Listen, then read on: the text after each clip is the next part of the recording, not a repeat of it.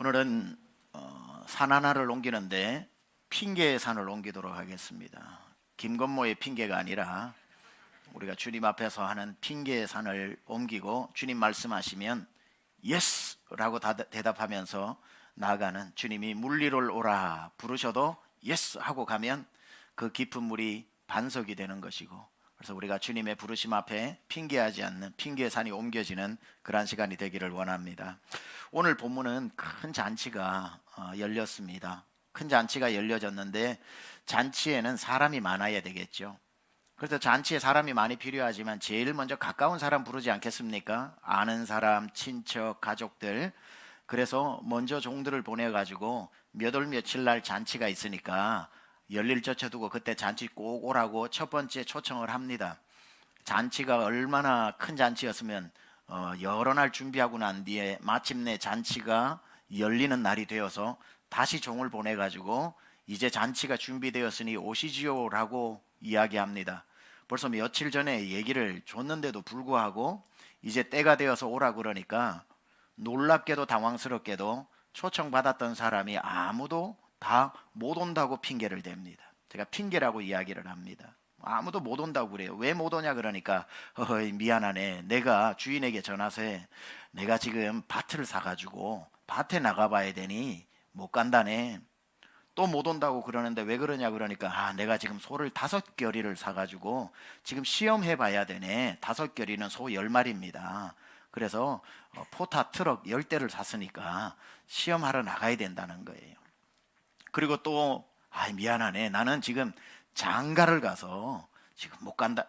장가 갔는데 못 가는 데가 어디 있습니까? 장가 갔으면 끝난 거지. 장가를 가야 하는 데면 몰라도 장가를 갔기 때문에 내가 못 간다고 남자들은 도저히 이해할 수 없는 그런 얘기를 지금 하고 있습니다. 다 중요하죠. 밭일도 중요하고 새로 소를 샀으면 시험하는 것도 중요하고 장가를 갔으면 가족을 돌보는 것도 중요한데, 제가 왜 이 초청을 핑계라고 이야기하냐면 중요하지만 그렇게 급하다고는 볼 수 없는 거죠. 예를 들면 교통사고가 지금 나서 못 간다면 당연히 그게 더 중요하고 급한 일이지만 잔치 갔다 오고도 밭일 할 수 있고, 잔치 갔다 오고도 소 테스트 할 수 있고, 아니면 그 잔치집에 장가 가서 아내랑 손잡고 얼마든지 가도 환영받을 수 있는데도 불구하고 못 간다고 하는 걸 보니까 이거는 못 가는 게 아니라 안 가는 거죠. 그래서 핑계라고 이야기하는 겁니다. 가장 가까운 사람을 잔치에 불렀는데 의도적으로 안 오는 사람을 예수님이 친히 이 비유를 말씀하셨는데 누구냐면 유대인들을 말하는 거예요. 선민이었고 하나님의 택한 백성이었고 그토록 자기들이 기다려 메시아가 오기를 기다렸지만 예수님이 정작 와서 다 회개하고 오느라고 하나님 나라 잔치집에 초청했는데 의외로 이 사람들이 제일 먼저 올 줄 알았는데 하나같이 다 못 오겠다고 이야기하고 예수님의 부르는 초청에 응하지 않은 겁니다. 잔치상은 차려졌고 사람은 오지 않는다고 하니 이번에는 종들을 보내어 성 안에 있는 사람 중에 길목이나 저작거리로 가서 병든 자, 눌린 자, 안 못 보는 자, 그런 사람들, 유대인들이 같은 유대인이라도 유대인 취급 안 해줬던 사람, 성전에서 하나님 앞에 제사 지내고 예배해도 성전 안에도 못 들어가는 사람, 유대인으로 태어났지만 하나님께 벌 받아가지고 그냥 하나님의 이미 심판을 받았다고 생각하는 사람, 성 안에 있는 사람에게 가서 오라 그러니 평생 누구에게 이 나라에 태어나 살면서 초청장 한번 못 받아봤는데 그 놀라운 잔치집에서 오라 그러니 마다할 리가 있겠습니까? 하나같이 기쁜 마음으로 그 초청에 응하여 잔치집으로 들어갔습니다. 이 사람은 어떤 사람인가? 유대인으로서 이방인 취급을 받았던 그러한 병든 사람들, 장애를 가진 사람들입니다. 그래도 잔치집에 많은 자리가 남자 주인이 이제는 성 안이 아니라 성 밖으로 나가서 길과 산 울가로 가서 사람들을 초청하여 오라고 했으니 성 밖의 사람들은 바로 이방인들을 이야기하는 겁니다. 유대인들은 이방인은 태어날 때부터 하나님께 버린 백성이라고 생각했는데 오히려 그 이방인들이 반갑게 그 초청장에 응하여서 잔치집에 왔으니 잔치집에 막상 들어가 보니까 뭐 오죽 초라하면 우리 같은 사람 불렀겠나 싶었는데 이 잔치집이 평생 이런 잔치, 이런 음식, 이런 풍악을 들어보지 못해서 그렇게 즐겁게 이제 잔치를 하고 있습니다. 발 없는 말이 천리 간다고 그 잔치 소식이 유대인들 처음에 청함을 받았다는 사람들에게 들리기 시작을 하는데, 와, 들려오는데 그 집의 음식이 지금까지 먹어본 적 한 번도 없고 세상 잔치 다녀봤지만 그런 잔치는 처음이라고 소문이 자자하니 그거 원래 내가 초청받았던 건데 지금이라도 하고 후회해서 막 달려가서 문을 두드리니 한 번 닫혀버린 문 열리지 않아서 첫 번째 초청받았던 사람 그 아무도 잔치집에 들어가지 못했다는 이야기가 바로 오늘 본문의 이야기입니다. 자, 여기에서 초청장, 하나님 나라의 초청장이라고 하는 첫 번째 발송되어진 이 초청장은 무엇에 대한 초청입니까? 구원으로의 초청입니다. 천국으로의 초청이죠. 우리 인생에서 절대로 핑계대지 말아야 할 초청장 오면 무조건 알겠다고 가야 하는 초청장은 구원으로의 초청장입니다. 하나님 나라로 부르시는 초청장입니다. 이 초대는 아무리 바빠도 미뤄서는 안 되고, 내가 지금 사업을 막 시작해도, 내가 지금 막 결혼을 준비하고 있어도, 내가 천하에 무슨 일이 있어도 이 초청장 예수 믿읍시다, 교회 갑시다라는 말은 그 어떤 일보다 중요하며 그 어떤 일보다도 급하기 때문에 무조건 이 초청장에는 응해야 하는 것입니다. 예수 믿자고 했을 때에 다음에 하는 사람만큼 어리석은 사람이 없습니다. 왜냐하면 이 초청장은 아무에게나 발송되는 것이 아니에요. 한번 가장 귀하게 사람의 예수님의 핏값을 주고 만들어낸 세상에서 가장 비싼 초청장이 여러분 앞에 배달되어져서 도착했을 때에 무조건 그 초청에는 응해야 하는 것입니다. 이보다 더 중요하고 이보다 더 멋진 초청은 없습니다. 따라서 이 초청장을 거부하느니 차라리 서울대학교 의대 합격 통지서를 거부하십시오. 그게 훨씬 더 현명한 겁니다. 물론 거부는 하지 말고 이걸 거부할 것 같으면 그러라는 거예요.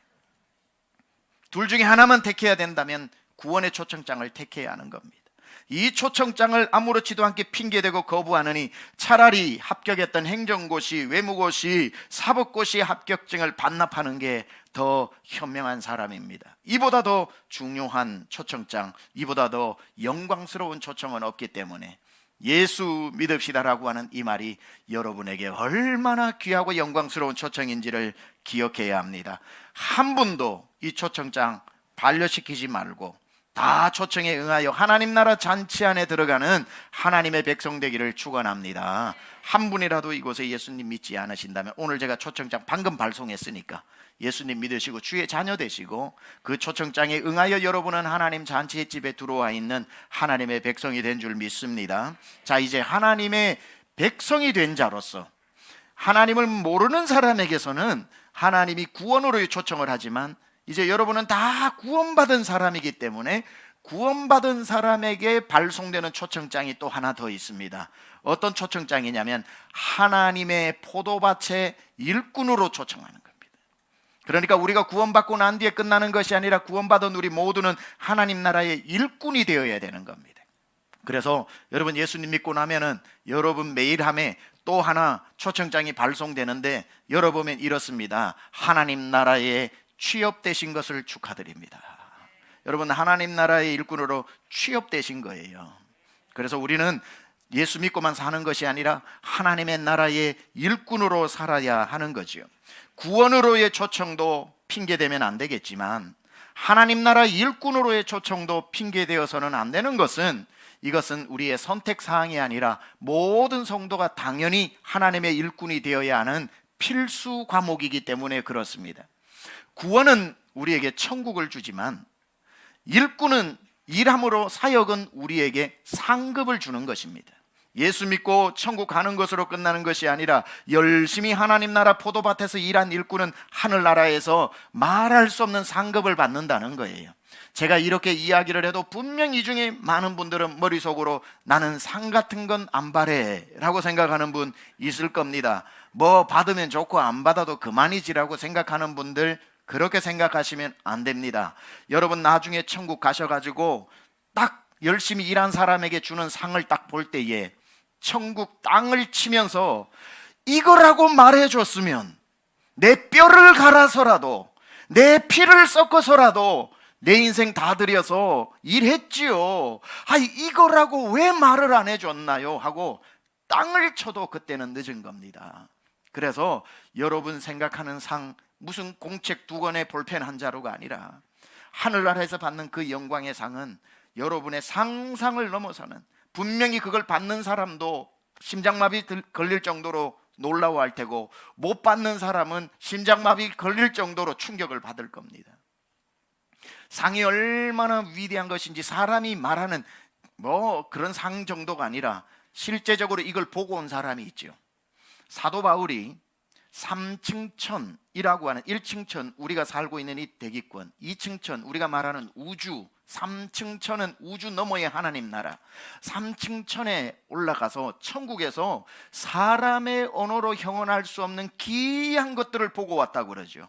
와서 말로 표현하려고 하니까 그 놀라운 게 우리 언어 속에 담기지 않아서 사람의 말로 형언할 수 없다고 그랬는데, 그가 많은 것을 봤을 텐데 그 중에 하나가 뭐냐면 자기가 받을 상을 본 거예요. 상을 보고 온 다음에 인생이 완전히 바뀌어지면서 자기의 목숨을 다해서, 땀을 다해서, 피를 다해서, 내 뼈를 갈아서라도 그가 주의 일을 감당하면서, 성경에서 그가 그렇게 열심히 주의 일을 하는 이유를 이렇게 표현하고 있죠. 나의 부르심의 상을 위하여 달려가노라. 그가 주의 일을 했을 때에 받을 상을 보고 와서 그의 인생의 목표는 그날에 내게 주실 상을 바라보고 갔으니 얼마나 대단한 걸 보고 왔을까 짐작은 가잖아요. 뭔지 설명을 안 해서 모르지만 바울의 인생을 송두리째 바꾸어 놓을 만한 그의 인생의 목표가 구원받은 다음에 부르심의 그 상을 받기 위해서 간다고 했으니, 여러분도 구원받고 난 뒤에 그 자리에 머물러 있는 것이 아니라 하나님 나라 포도원에 여러분 취업되셔서 열심히 남은 인생 주의 일꾼으로 살다가 하나님 주시는 영광의 상을 받아 누리시기를 축원합니다. 따라서 나는 구원만 받으면 됐지, 일꾼이나 제자로 살고 싶지 않아 라고 말해서는 안 됩니다. 구원받은 사람은 다 하나님 나라에 취업되어져서 일을 해야 하는데, 구원에 만족하고 일하기를 싫어하는 사람을 달라스 윌러드라고 하는 철학자가 있습니다. 남가주 대학교 The University of Southern California의 철학 교수입니다. 하나님의 모략 The Conspiracy of God이라고 하는 책으로 유명한 철학자인데, 이분이 쓴 책 중에 하나가 잊혀진 제자도라고 하는 책이 있습니다. 거기서 제자가 되는 것을 굉장히 중요하게 강조하고 있는데, 이분이 구원받는 것에 만족하고 일꾼 되기를 싫어하는 사람을 이분이 아주 의미심장하게 묘사를 했습니다. 구원받는 것만 좋아하고 일꾼 되는 걸 싫어하는 크리스찬을 이분은 뱀파이어 크리스찬이라고 합니다. 뱀파이어 크리스찬, 다른 말로 흡혈귀 크리스찬이라고 그래요. 왜 그런 사람을 흡혈귀 크리스찬이라고, 뱀파이어 크리스찬이라고 달라스 윌러드가 얘기했냐면 이겁니다. 그런 사람은 구원 얻기 위해 예수의 피에만 관심이 있고 희생하는 제자가 되는 것은 싫어하는 사람, 예수의 피에만 관심이 있는 흡혈귀 크리스찬이라고 충격적일 정도로 적나라하게 고발하고 있는 겁니다.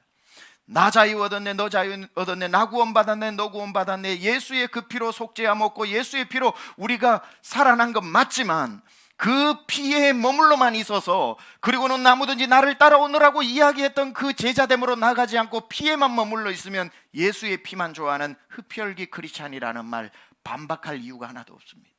너무나도 정확한 지적인 것 같아요.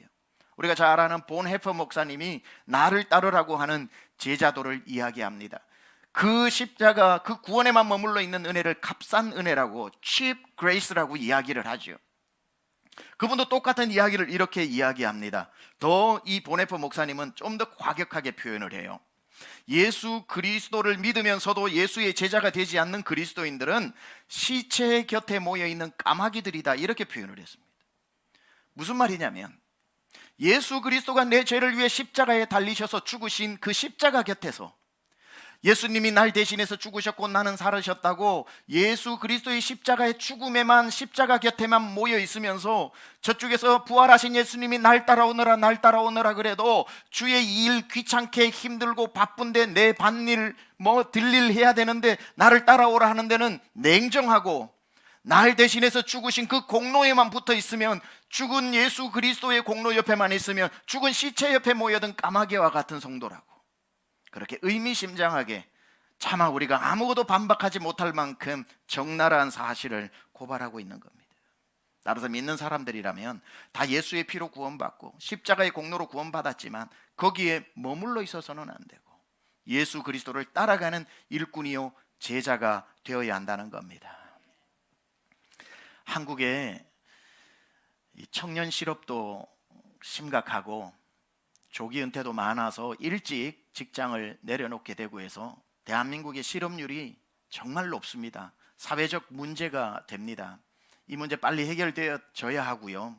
그러나 목사의 눈에는 또 하나의 실업률이 근심으로 다가옵니다. 하나님 나라 일꾼의 실업률이 너무 높은 거예요. 주님도 추수할 것은 많은데 자원하는 일꾼이 없대잖아요. 하나님 나라 포도밭에 실업률이 너무 많은 겁니다. 한 분도 빠지지 말고 하나님 나라 일터에 다 취직되셔서 남은 인생 주의 일꾼으로 땀 흘려 일하는 주의 백성 되기를 축원합니다. 삼천리 반도 금수강산 하나님 주신 동산, 이 동산에 할 일 많아 사방의 일꾼을 부르네. 일하러 가세 일하러 가. 삼천리 강산 위에 하나님 명령 받았으니 반도 강산에 일하러 가세. 새벽부터 우리 사랑함으로써 저녁까지 씨를 뿌려봅시다. 거두리로다 거두리로다 기쁨으로 단을 거두리로다. 주님은 일꾼을 찾고 계시는 거예요. 그러면은 우리가 하나님 나라에 취업되어져서 이제 무슨 일을 해야 하는가? 취업되어졌는데 아무 일도 안 할 수도 있으니까 무슨 일을 해야 되는가? 그건 너무나도 쉽습니다. 우리는 예수님의 제자이기 때문에 예수님 따라쟁이가 되면 돼요. 예수님이 하셨던 걸 그대로 남은 인생 우리도 예수님처럼 따라하면 되는 겁니다. 그러면 예수님은 무엇을 하셨는가? 성경 마태마가 누가 요한복음을 줄이고 축약해서 한 구절로 예수님의 사역을 축약해 놓은 곳이 있습니다. 그게 뭐냐면 마태복음 4장 23절이에요. 마태복음 4장 23절 같이 한번 읽어보겠습니다. 시작. 예수께서 온 갈릴리에 두루 다니사 그들의 회당에서 가르치시며 천국 복음을 전파하시며 백성 중에 모든 병과 모든 약한 것을 고치시니. 이게 예수님의 흔히 우리가 얘기하는 예수님의 삼중사역입니다. 삼중사역. 회당에서 가르치시고 teaching the word of God, 하나님의 말씀을 가르치시고 회당에서, 그 다음에 온 갈릴리를 두루 다니시면서 preaching or evangelizing, 천국 복음을 전파하시고, 그리고 병든 사람과 약한 자들을 고치시고 힐링입니다. 그래서 예수님의 삼중사역 좀 배열을 하자 보면은 teaching, evangelizing, healing, 이 세 가지가 예수님이 하신 거고 우리가 평생 따라해야 할 세 가지입니다. 그런데 첫 자를 따지면 빼보면 teaching T, healing H, evangelizing E 해서 THE 해서 the가 됩니다. 영어 정관사 the. 바로 그라는 뜻이죠. 그래서 Jesus the ministry, 예수님의 바로 그 사역이 뭐냐? Teaching, healing, evangelizing, 가르치시고 고치시고 천국 복음을 전파하신 것. 그래서 이걸 간단하게 우리가 예수님의 포도밭에 채용되어져서 해야 되는 우리의 일이기도 한데, 첫 번째 예수님의 teaching ministry를 따라해야 합니다. 즉 예수님의 말씀 사역을 따라해야 된다는 거예요. 예수님이 지금 회당에서 가르치셨다고 그랬죠. 그러니까 teaching in synagogue라고 그럽니다. synagogue, 회당이에요. 이 회당이라고 하는 거는 예루살렘 성전까지 갈 수 없어서 제사 지내러 매일 못 가니까 회당에서 모여서 바리새인들이 하나님의 말씀을 가르치는 것으로 제사를 대신했던 겁니다. 그러니까 예수님은 주중에도 수요 예배도 금요 예배도 여기가 회당이 교회를 말하는 거죠, 오늘날로. 그리고 안식일에 회당에 가셔서 하나님의 말씀을 가르치셨다는 거죠. 그러나 예수님이 가자마자 계속 가르치신 게 아니라 우리 성경에 보면 예수님은 랍비어 그러죠. 예수님 말씀을 가르치시는 분이셨습니다. 목수였음에도 불구하고. 그러나 랍비라고 해서 계속 가르친 게 아니라 바리새인들이 많이 있었죠. 그러니까 가서 회당장이 순서를 따라서 오늘 예수님에게 성경을 주면서 읽고 가르쳐 달라 그러면 순번이 돌아오면 읽고 가르치셨고, 다른 랍비가 가르치면 예수님은 앉아서 말씀을 들으심으로 말미암아 예수님은 항상 회당에서 말씀을 듣기도 하고 가르치시기도 하고, 그리고 그 말씀을 가지고 나아가서 말씀으로 사역을 하셨다는 거예요. 그러니까 항상 예수님의 사역은 말씀과 함께하는 사역이었던 거죠. 근데 가만 생각해 보면 참 웃기는 일입니다. 예수님이 하나님의 말씀이 육신이 되어 우리 가운데 오셔서 그분 자체가 말씀인데 도대체 누구 말씀을 듣는단 말입니까? 그리고 예수님 자체가 다 말씀하시는 게 다 하나님의 말씀인데 도대체 어느 성경을 배운단 말입니까? 따라서 예수님은 성경을 배울 필요도 없고 누구에게 가르침을 받을 필요도 없음에도 불구하고 예수님은 안식일마다 가서 말씀을 들었고 또 말씀을 가르치셨고, 그런데다가 예수님이 지난 금요일에도 설교를 했지만 40일 금식을 하시고 난 뒤에 마귀가 찾아와 가지고 돌을 떡되게 하라, 꼭대기에 올라가서 뛰어내리라, 나에게 절을 하라라고 세 가지로 유혹을 해왔을 때 예수님 자체가 권세가 있기 때문에 너 당장 귀신아 떠나가, 그럼 떠나감에도 불구하고 예수님은 희한하게 그 마귀를 쫓아낼 때 신명기 말씀으로 쫓아내셨거든요. 말씀 필요 없어요, 예수님께는. 그런데도 말씀 가지고 마귀를 쫓아내고 말씀 가지고 쫓아내셨습니다. 말씀 배울 필요도 없는 말씀인 그분이 말씀 앞에 앉아서 회당에서 말씀을 들었고, 그냥 말씀만 하셔도 말씀이 되는데 이사야 성경을 가지고 가르치셨고, 그냥 쫓아내도 귀신이 도망갈 텐데 신명기 말씀으로 가르치신 것은 예수님 자신 때문이 아니라 바로 우리에게 보여주신 거지요. 너희가 앞으로 평생의 나의 제자가 되려면 항상 말씀이 전해지는 곳에 와서 앉아서 들어야 한다. 항상 말씀을 귀담아 듣고 말씀으로 무장해야 한다. 그리고 기회가 되면 이 말씀으로 또 교사가 되어 가르쳐야 한다.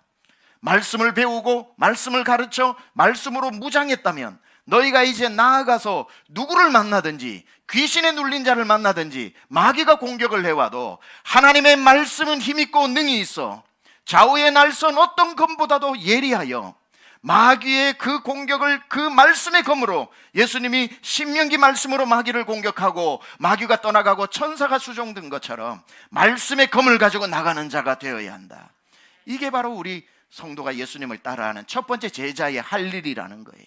항상 말씀으로 우리의 영의 칼을 벼리고, 양날검이라고 했으니까 그 말씀을 가지고 첫 번째 이 검은, 하나님의 말씀은 좌우의 날선검이니까 칼의 역할이 의사의 손에 있으면 수술하는 칼, 장군의 손에 있으면 전쟁에서 이기는 칼.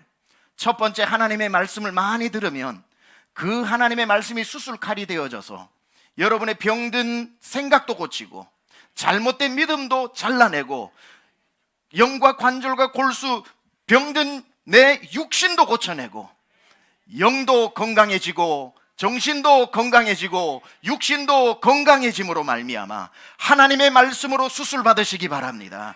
하나님의 제자는 병든 사람이 병든 사람을 고치기 힘든 것처럼 말씀 자리에 계속 와서, 오늘도 제가 말씀 전하는 이때에 하나님은 말씀으로 여러분을 수술하고 계십니다. 병든 사람은 고치고, 생각이 낙심된 사람은 하나님 고쳐주시고, 생각이 하나님과 대적하는 생각이면 하나님은 수술해 주시고, 영이 하나님을 대적하면 수술해 주심으로 말미암아 너의 영과 혼과 관절과 골수를 찔러 쪼개어서 우리를 말씀으로 건강하게 만들어 줄 것입니다. 건강하게 된 상태에서 이 말씀을 가지고 여러분 나가면은 선포한 즉 마귀가 도망가게 될 것입니다. 그래서 믿음의 사람은, 우리 주님이 보여주신 것은 항상 회당에서 말씀을 듣고 읽는 것에 우리가 먼저 우리 자신을 건강하게 말씀으로 수술해서 만들어야 하는 거죠. 자, 그런 차원에 있어서 올한해 우리 교회는 공동체 성경 읽기를 합니다. 공동체 성경 읽기 다 참여 잘하고 계시지요? 아침마다 여러분 딱 분량이 여러분 카톡으로 전달되지 않습니까? 그렇죠? 읽을 시간은 없고 보낸 사람은 읽는지 안 읽는지 다 확인할 것 같아서 일자만 없어지게 하고 안 읽고 그러지는 마시고, 그거 읽어봐야 몇 분 걸리지도 않습니다. 쭉 따라가다 보면은 우리 연말에 일독을 다 할 수 있게 되는데 심심치 않게 얼마나 드라마틱하게 잘 읽어줍니까? 형님들을 위해서 우리가 이곳에 하면서 막 오버하면서까지 읽어주는데 심심하지 않습니다. 그렇게 읽고 또 읽고, 혼자 읽는 것도 중요하지만 함께 공동체가 읽을 때에 우리 교회가 힘을 가지게 되는 거예요. 하나님의 말씀으로 무장하게 되는 거예요.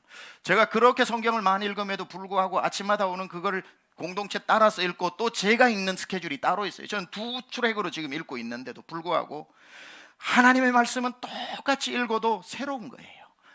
어제 읽었다고 오늘 안 읽어도 되는 게 아니라 하나님의 말씀은 살았고 운동력이 있기 때문에 지난번에는 이 구절에 은혜 받고 이번에는 이 구절에 은혜 받고 여러분 백독을 해도 또 읽어야 되는 겁니다. 평생에 듣던 말씀 또 들려주시오.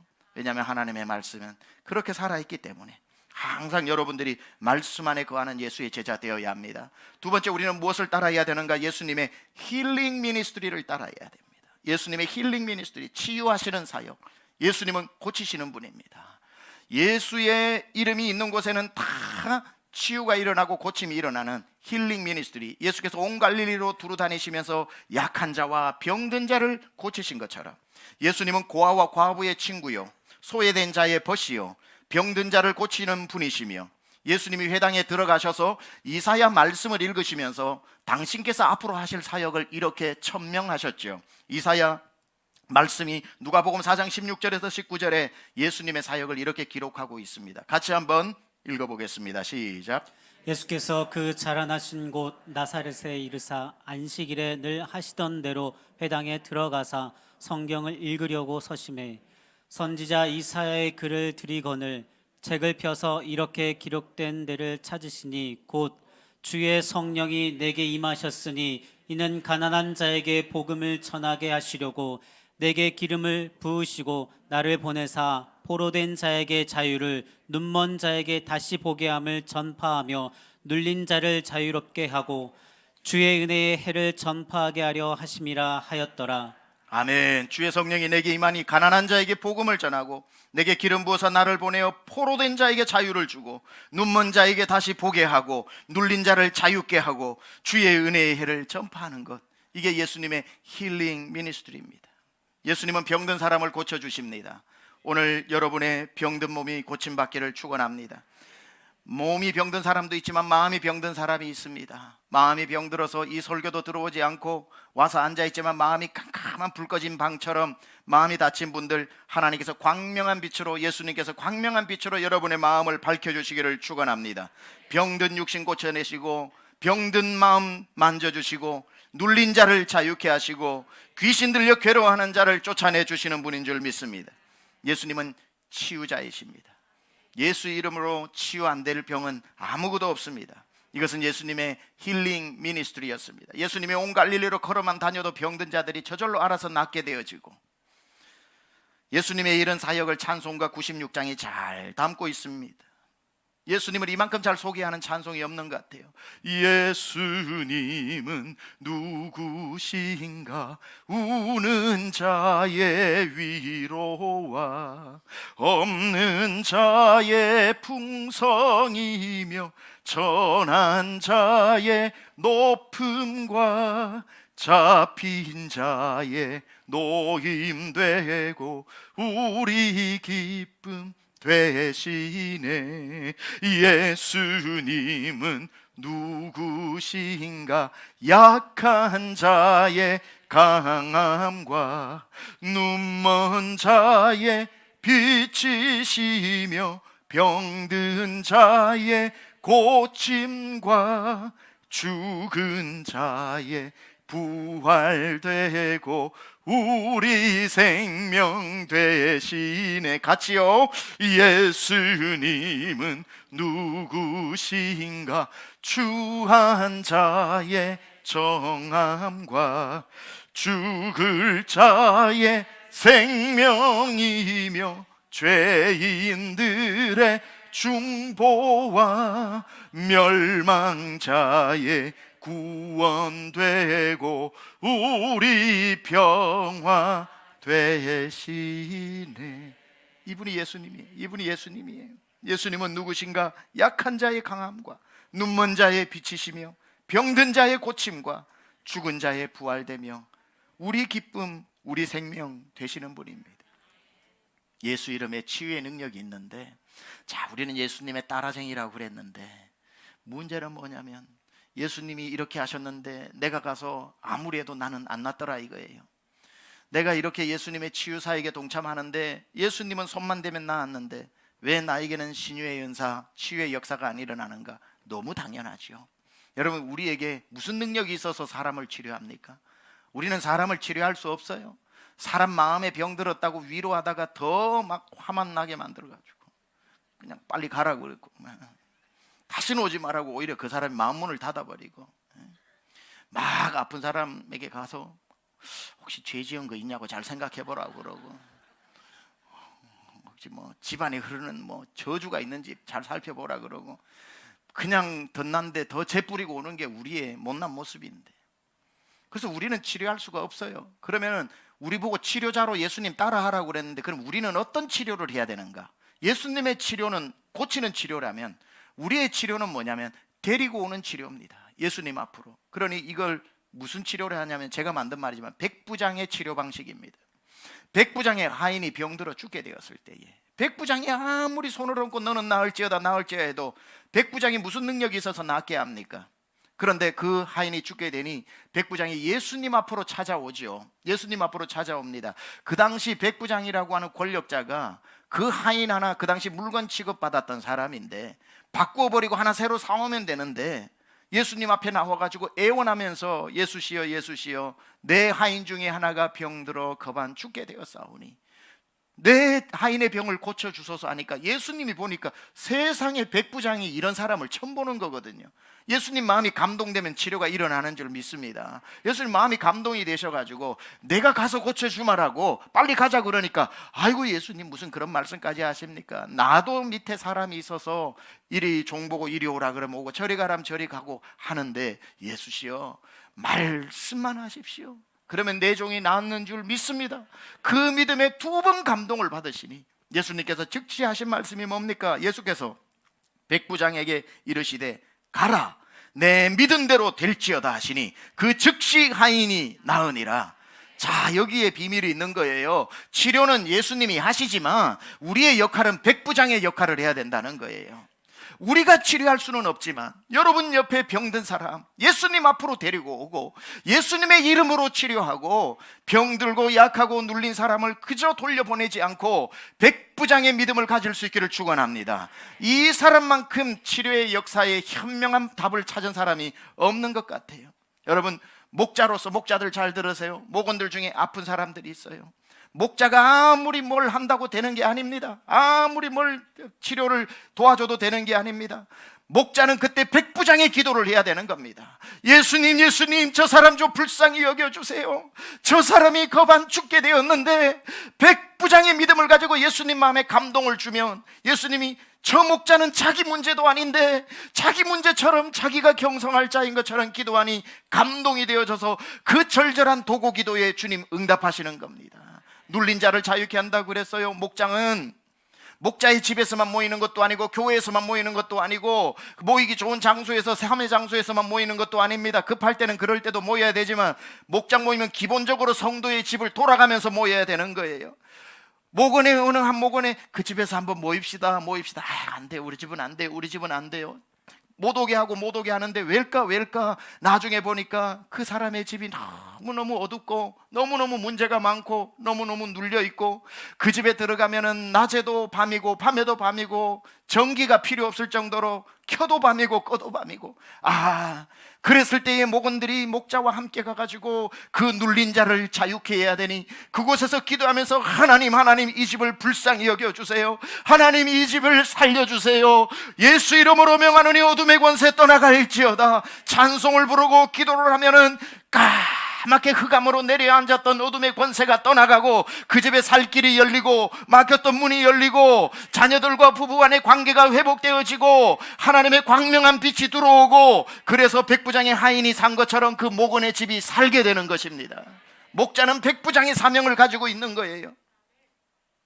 한 직원이 백부장의 사명을 가지고 있으면은 그 직장을 위해서 기도함으로 말미암아 그 백부장 한 사람으로 직장이 소통이 되어지고 영통이 되어지고, 목사가 백부장으로 기도하면 성도가 복을 누리게 되는 것이고, 우리는 예수님이 될 수는 없지만 예수님 앞에 데리고 온 백부장의 믿음으로 우리가 이 힐링 미니스트리를 감당해야 할 줄 믿습니다.